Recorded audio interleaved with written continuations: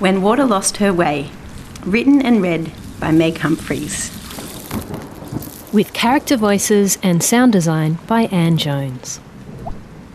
I dedicate this book to Banksia, Heidi, Jai and Lewis. Water danced through her forms as she always had.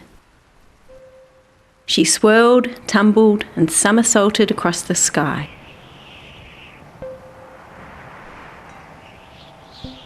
Melting, sweeping and seeping down into darkness, she was carried along by waves of the ocean and lifted back to the vast skies again. She felt light and happy and enjoyed her motion. She never thought about what she was doing or where she was going. She was just herself in that moment.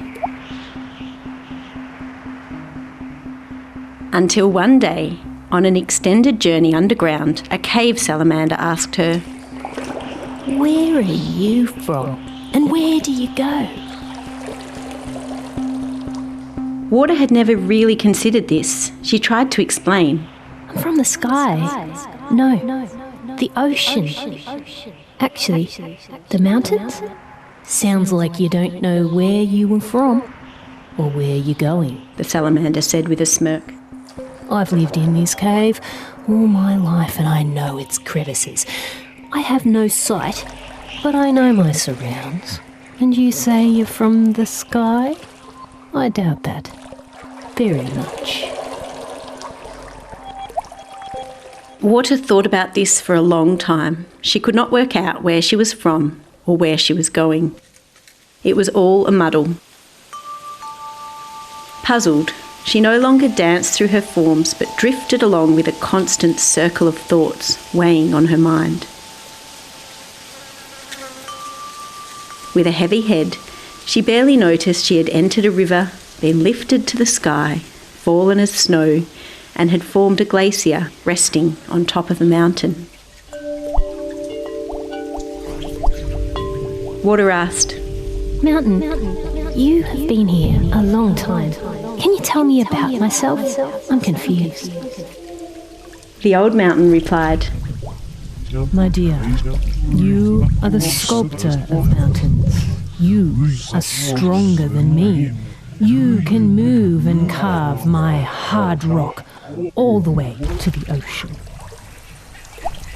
Before she knew it, Water was swept down a river. She asked a fish swimming by, "Fish, can you tell me where I'm from and where I'm going?" The fish answered, "You drain the land, flowing quickly, and then you slow down so I can spawn my young. Some call you the lifeblood of the land." Water then entered a vast, quiet lake.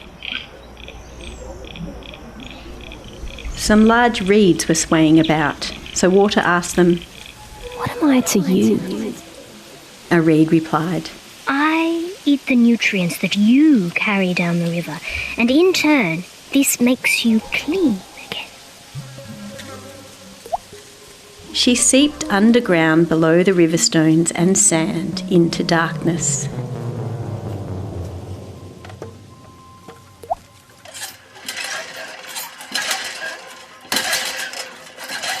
Suddenly, she was being sucked up, out a pipe and into a bucket.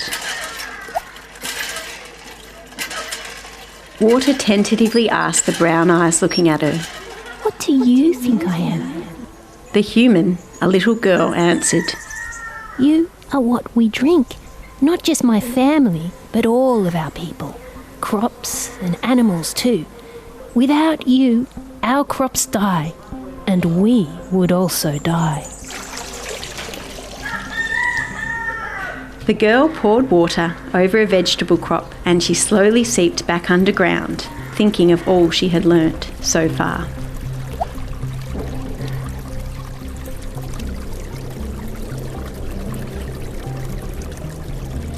Before she knew it, Water was sucked up an old tree root. "Tree, can you tell me where I'm from and where I belong?" There, While I am old, you are ancient, yet also young. My roots pull you up as leaves and transpire you back to the sky. And I breathe out clean air.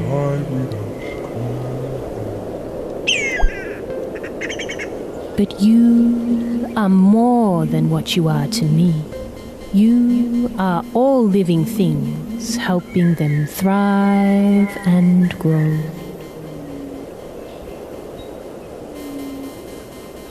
You can be hard as ice, as soft as fresh snow, as quick as a river,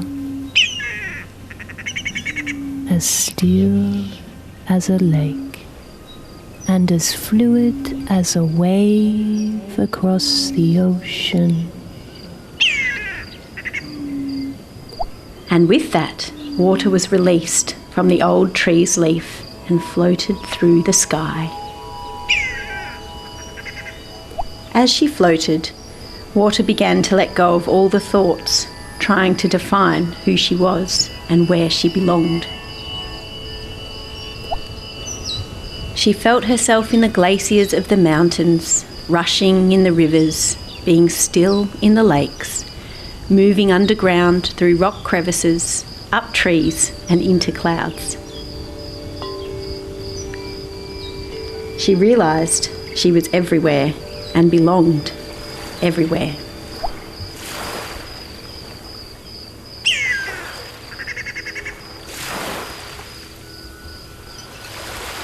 After falling from the sky, water was picked up and tumbled by a wave in the open ocean. Her mind was clear. She began again to dance through her cycle, immersed in the moment, in her ever-changing forms.